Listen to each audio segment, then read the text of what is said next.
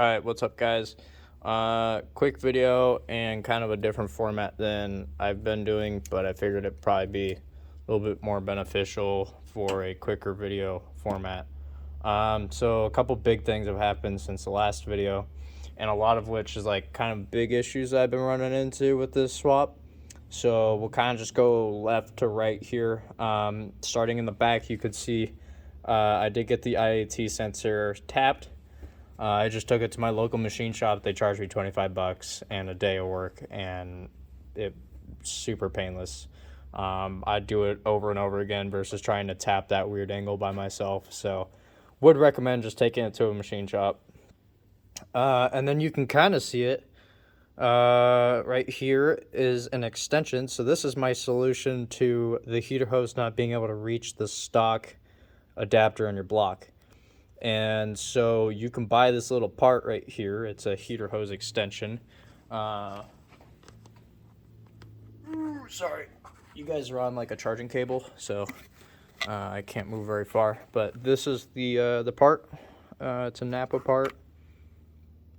And I'm still surprised that, like, you walk into a parts store and they look at you cross-eyed. All it is a 3/4 to 3/4 extension. So like, it's just like a 3/4 on this end, like a 3/4 barb and a 3/4 barb. It's just to join two hoses together. I don't know what's so difficult about that, but apparently nobody's ever heard of that before. So I just cut the stock. This is the stock heater hose. I just cut it, put that in, bought some more 3/4 heater hose, put it in, and then this is that like 90-degree fitting that I was talking about, I think in the last video. It's some dormant part number. I think it's like 800. It's 804 something. You can get them at AutoZone, and it goes right in. It is a little stiff, but I'm hoping that's just because it's new. And then you need to put clamps here and then on both ends of that. But really, like, I gave myself plenty of slack. You can give yourself plenty of room to do that and kind of tie it up as you want, versus having to like force that thing over that fuel rail, and it's kind of sketchy in my opinion. So that was very it leaves for a lot of room, and yeah, I'm kind of proud of myself for that one. I think that's again, I reach. Ooh. So this is my solution. Well, part of my solution. I'm working on it. Put it there. Well, it won't. Obviously, you know, I'll pull these 13 mil nuts off and sandwich that in there. That's my solution for the Canton reservoir for the intercooler system. It is worth noting that I did figure out that I was wrong on that intercooler. Or not the intercooler, that reservoir, that Canton Racing reservoir. It's actually supposed to be for Paxton's, like the stock degas bottle that sits right here for your car. That's what that Canton is. It's just a replacement for a Paxton kit, because the Paxton head unit sits right here, so you can't put your stock you can't put your stock bottle back. So they have that as a relocation. I thought it was a reservoir for like some sort of Paxton intercooler system, so I was wrong on that. And because of that, I'm still going to use it. You just need to, I bought a 3/4 inch hose, aluminum bung, and I'm just going to weld another bung on the front of it. So it'll have an in and an out, and it'll just fit right into the system. And so that was one big problem solved. That was another big problem solved. I think everything's fine over here. I did just kind of like mock up. This is the VMP splitter. So what it does is it splits your mat, or your MAF line. So this braided one down here is your stock MAF line, and it goes into that and it splits. So this is your new MAF connector, and then it splits and it goes back, and you can run it behind your head unit, and it goes to your second IAT sensor. And so somehow that allows you to get IAT readings. I'm not entirely sure what that does. Maybe it just like cancels out the IAT or the temp sensor from this one, and it inputs that one. I don't really know. I've heard that you have to like change around pins in your box for some reason, but maybe that was an older version. I have to look at it a little bit. But that's plenty long for you to neatly route it into that, and I think I'll probably run it under the intake tube here. Not sure, but that's TBD. On this side, not a whole lot. We'll start with kind of the kind of stuff. So the aerated cold air will kind of fit. The box doesn't play very nicely with that like weird coupler that they have, so I might have to replace that. But without the box, the intake will fit. It'll just sit here. So it's just kind of a matter of figuring out how to make it work with the box, which just would probably be fitting, like playing around with different like silicone couplers for it. It's not top of my priority list, honestly, because like I said, you can literally just throw the intake in here if you wanted to tune it real quick or just have it mobile. You can run it with just the intake. And then the bigger one, as you can see, I have the stock fuel line in here. And that's really just for the time being. I just put that in there so I could tie up that versus having it like sit in my engine bay loose. What I plan on doing is, because that's a 3/8 quick fitting underneath.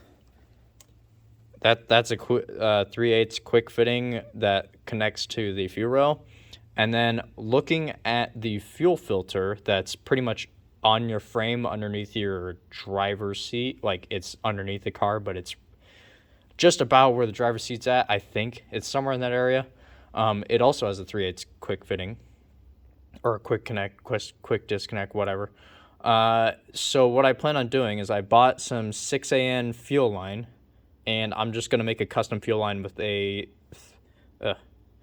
I'm just gonna make a custom fuel line with a 3/8 fitting on both ends, so I can just tie it to there, run it pretty much probably to the firewall, down, pretty much right where it is, down through the frame, down to my fuel filter, so it'll look a lot nicer than this big, stupid gas line coming off, because that is bothering me probably more than it should. But I've come this far, and I'm not gonna let that stop me. So that'll be adjusted, and then.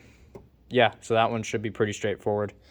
And then actually moving this just reminded me of the second thing. So I did end up taking the stock heater hose pipe there, and I put in the vise. I heated up the tube, and I bent it. So it sits probably about like right here. So it sits pretty much right where this ends up.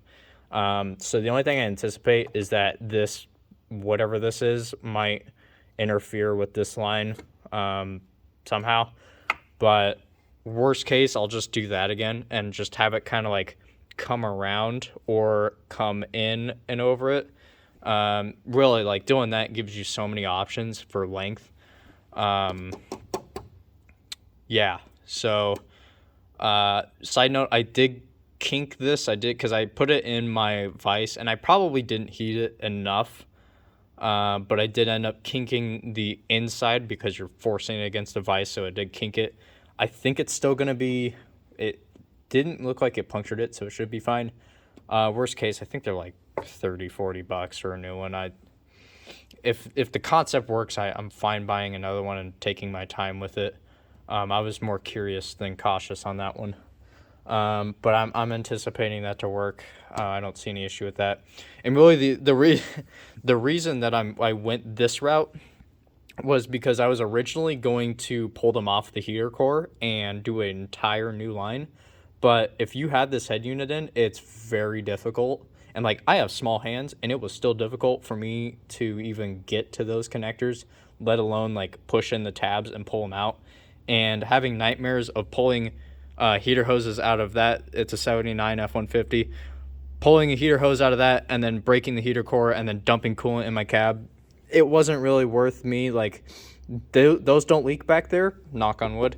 They don't leak back there, so I'm not even going to mess with those. I'm just going to cut it right there and extend it and just tie them off there, put some wire sleeve over it. You wouldn't even tell the difference. It's so much quicker. It's so much easier than doing a full line. Not to mention that these little connectors, those 90-degree connectors, are $20 a piece. So, I mean, that's 20, 40, 60, 80 if you were to do two new lines versus 20, 40. Like, I think those connectors were like $5. Those connectors are like $5, so you're like 20, 40, and then $50 plus a couple dollars in hoses, and keeping the stock connections back there. Because if, like I said, if they're not leaking, I ain't touching them. So, yeah, I think those are a lot of the like main issues solved. A lot of ones that I was kind of like pondering and confused about, and so that's really it, I think. So I have a list of things I need to do, not including, so obviously I need to put my gauges in, but that's a separate thing. That should be fixed. Reservoir should be fixed. That should be coolant, like the intercooler system done. Fuel system should be done. And it really leaves, assuming that I can get the intake figured out, it leaves the purge valve, which might be the hardest, might be the hardest thing, just because the plug for the purge valve is right here. So, and it's only like 2 or 3 inches long, so you're kind of stuck to like this area. So I need to figure out how to like mount that, make it look nice, because this is already a pretty busy area, and I don't want to like put it somewhere that I can't, it blocks access to something else. So that's in the back of my head now. But purge valve, and then PCV system, I've been told, oh God, why does this keep focusing on my hand? I've been told that you need a new check valve for running boost, just because there's different crankcase pressures than NA. So possibly new check valves for each valve cover, and then figuring out how to run them into what ports on the blower. And then the, what is that, a bypass valve? I'm blanking on what it's called. Just figuring out where those go, which I'm pretty sure one goes to your before the throttle body for a vacuum, and I think one of them goes to, I don't remember, probably somewhere boost charge, so there's a difference of pressure. I don't know right now, but that's the least of my worries. I'm pretty sure that's pretty easy. And then I also plan on, I know one of them is actually pressured, because guys will tee into it, and you can run your boost reference off that. So bypass valve, PCV system, and purge valve. And then I think it should be ready to run. God, that's a scary thing to say after months of this thing sitting. But yeah, I think it's ready to run. Like I said, I got to do gauges, and I do have an RS2 clutch for it. But this thing might fire in a couple weeks. So fingers crossed. But yeah, let me know if you guys like this video format. I'm literally just standing at the front of my car with my phone in my hand, kind of pointing at whatever I'm thinking. And I mean, as usual, I'm just kind of like saying whatever comes to mind. But yeah, I feel like this might be better for you guys, so you can actually kind of see what I'm talking about versus me talking about it in front of my car and you kind of just staring at an engine in the background. Let me know. Also, as always, if you have any questions, feel free to ask them in the comments. I monitor every once in a while to see if anybody's had any questions, or my Instagram account, deepblue_5.0.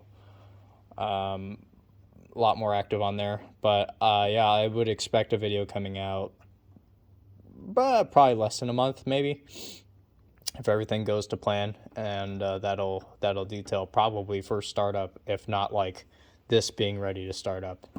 So stay tuned for that.